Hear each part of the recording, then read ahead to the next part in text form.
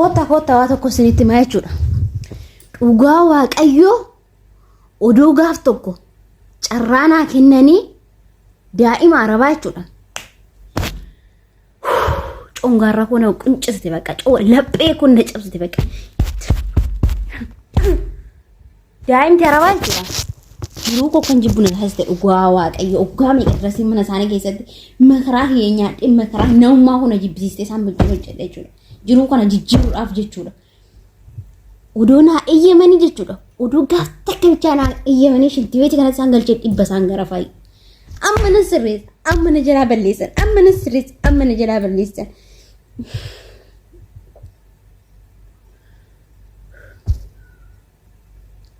Odoo eeyyamanii jechuudha. Odoo gaaf takka bichaa naa eeyyamanii jechuudha. Gaafa takka bichaa naa eeyyamanii garaa kiyyan na ciisa iyyuu silaa dhugaa Waaqayyo. Amma sirreesseen biraa deema amma immoo amma akkasumatti hin argan. Amma sirreesseen biraa deema amma sanuma ana ahab nadiif ana ahab inshallah kirbeet nadiif.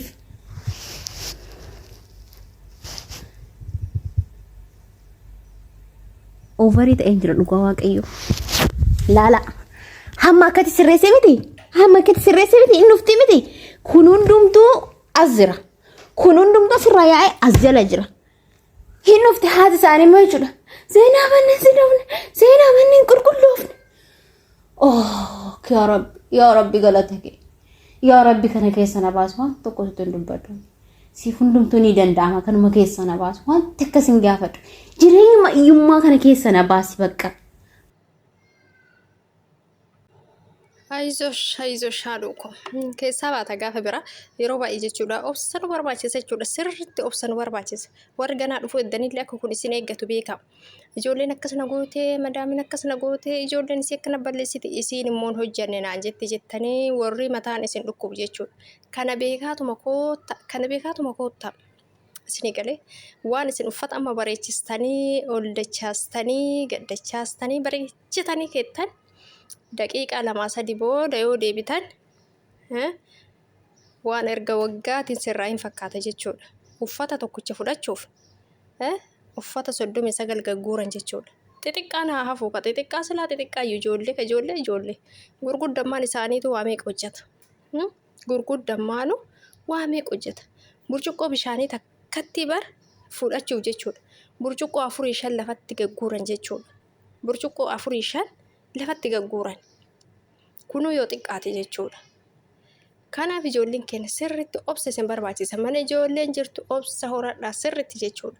Maaliif anatu itti dhufe isaan natti hin dhufne anatu kaayyoo kiyyaaf itti dhufe anatu abjuu koo dhugoomsuuf itti dhufe anatu jireenya ofirraa jijjiiruuf itti dhufe haga darbu jabaachuu manaa hoyyaa haga darbu kunis hin darba.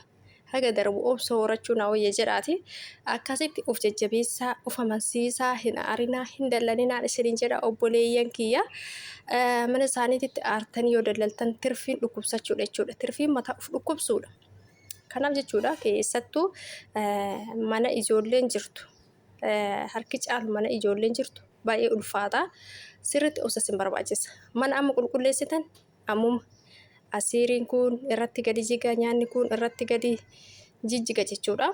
Isin immoo gaafa san isin immoo qaadettiin gaafa alaa dhuftu maal manni akkas xuraa'ee mana qulqulleessitu jettee osuma beeytu isin sollaaltee miti waan ijoolleen isii hojjetan gaafa isin akkas isinitti iyyite maaf akkasana iyyiti kan balleesse ijoollee isii teettanii akkas dallantanii ufin cinqinaa jechuudha.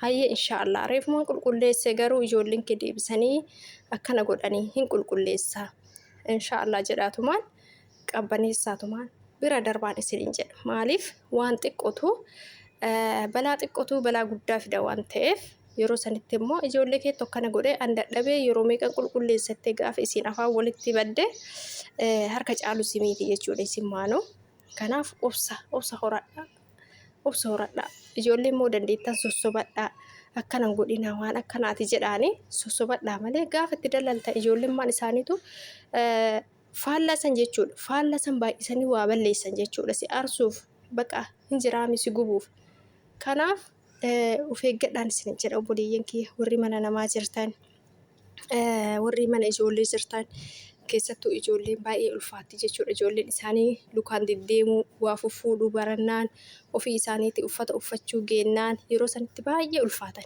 Uffata yeroo uffachuu ga'anitti uffata tokkocha uffachuuf saaxinii muluu waan ati dachaasti tolchitee bareechitee keetti gadi jeessanii balleessan jechuudha. Xaarii lammataa si xaarsan jechuudha. Garuu yeroo xiqqoo gizee lafarra deeman harkaan lafarra deeman gizee sanis waa nyaachuu waanuma argan lafaa guuranii nyaachuu gizee sanillee kana kanaas rakkisan